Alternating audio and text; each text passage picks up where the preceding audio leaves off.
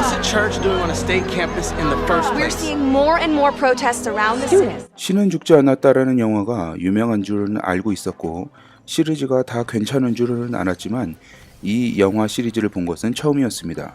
왜냐하면 연간 영화를 4,500편을 보는 편이고 예고편이나 팜플렛을 보게 되면 대강 스토리에 대한 감이 오기 때문입니다. 그랬던 저의 생각을 완전히 바꿔놓을 만큼 영화의 캐릭터 묘사와 사건을 풀어가는 방식이 신선했던 영화 신은 죽지 않았다 3편 어둠 속의 빛입니다.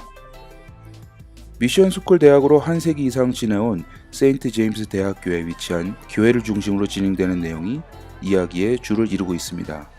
처음에는 기독교 학교의 이념으로 설립된 대학은 시대가 점점 바뀌어감에 따라 기독교와 거리가 먼 이 사회로 교체가 되고 당연히 기독교의 이념은 구시대적인 생각으로 치부되는 시대가 되어버렸습니다.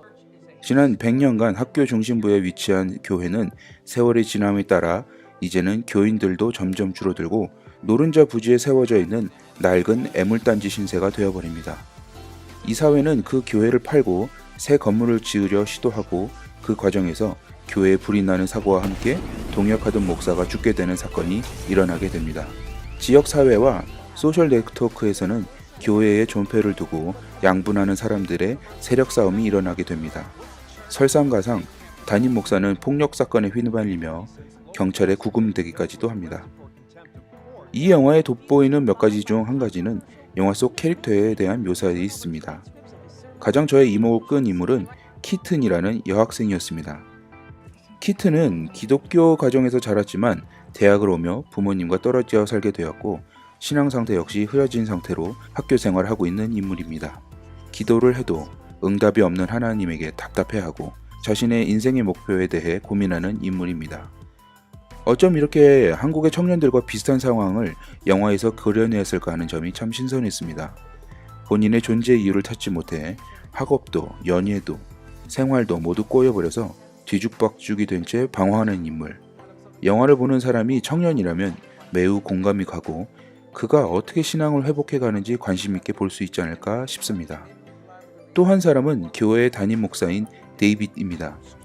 그는 목사이지만 그간 기독교 영화에서 보여주던 목사의 이미지는 아닙니다. 쉽게 표현하자면 약한 부분이 많은 사역자로 표현되고 있습니다. 가정의 불화로 인하여서 친형과의 관계가 좋지 않고 다소 욱하는 성숙하지 못한 모습도 있으며 스스로도 완전하지 못하고 폭력적인 모습을 보이기까지 합니다. 하지만 그의 모습을 통해 모든 인간은 완벽하지 않으며 끊임없이 영적으로 성숙해야 하는 존재임을 이야기하고 있는 것 같아 입체적으로 표현되는 것 같아 흥미로웠습니다. 두 번째는 세력 싸움으로 번진 교회와 세상과의 관계입니다. 대부분의 영화에서는 보통은 교회는 늘 포용적이고 세상의 손해를 보더라도 한 발짝 물러나는 식으로 그려지는 것이 지금까지의 콘텐츠에서의 교회의 이미지였습니다. 하지만 이 영화에서는 교회가 도대체 어디까지 양보해야 하는가라는 질문을 관객들에게 던지며 세상의 의견에 교회가 물러나지 않는 모습으로 그려지고 있습니다. 교회는 사랑의 공동체이므로 모든 것을 포용해야만 하는가? 세상의 반대에 어디까지 포용하고 어떻게 대처하는 것이 지혜로운 것인가에 대한 고민을 함께 하는 것도 같았습니다. 세 번째 포인트는 교회 안에도 깊숙이 들어와 있는 소셜 네트워크에 대한 묘사를 눈여겨볼 필요가 있습니다. 일부에서는 스마트폰이나 소셜 네트워크를 영적 생활에 도움이 되지 않는다고 이야기를 하고 신앙생활에서 지양하는 한편 이 영화에서는 교회 안의 공동체에도 깊숙이 들어와 있는 스마트폰 문화에 대해서 가감없이 다루고 있습니다. 이것은 하나의 특별한 현상을 보여주기에 충분한 포인트가 되었습니다.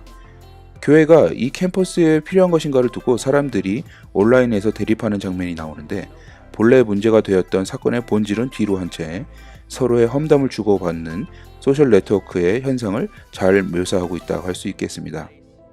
이제는 영적 생활에 소셜미디어가 나쁘다라고 단순히 이야기하는 것은 너무 단편적인 생각이라고 생각합니다. 이미 많은 사람들은 온라인에서 이야기를 주고받고 소통하는데 교회는 소통을 피해 소셜 네트워크가 없는 동굴로 들어가고 있다는 것입니다. 그것보다는 어떻게 하면 온라인 공간에서도 분명한 기준과 잣대를 가지고 소통할 것인가에 대한 고민을 시작해야 하는지도 모르겠습니다. 물론 성경이 쓰여지던 시대에는 온라인이 없었지만 이제는 그 공간에도 복음이 필요하고 그곳에서도 성경적 기준을 세워 사람들에게 복음을 어떻게 하면 이야기할 것인가 새로운 인식과 고민이 필요한 부분이라고 생각합니다. 교회는 작은 실수로도 큰 일처럼 만들어 철퇴를 맞아버릴 만큼 주의가 필요한 공동체입니다. 혹자는 순수 복음만 이야기하는 것이 미련하다고 하기도 하고 혹자는 자신들처럼 맹렬하지 못한 신앙을 지탄하기도 합니다. 성경을 바로 알고 성숙한 그리스도인은 어떻게 행동하는 것인가 라는 질문을 가지고 있는 분들이라면 이 영화가 도움이 될 것 같습니다. 그것을 고민하고 방황하고 방향을 찾는 사람들을 통해 자신의 길을 찾아가는 기회가 될 수 있으리라고 생각합니다. 지금까지 미순내 촌장이었습니다. We cannot respond to hate with more hate. Seems like you're the one much is being asked of this time. And don't forget, we are called to be a light in the darkness. What am I doing wrong?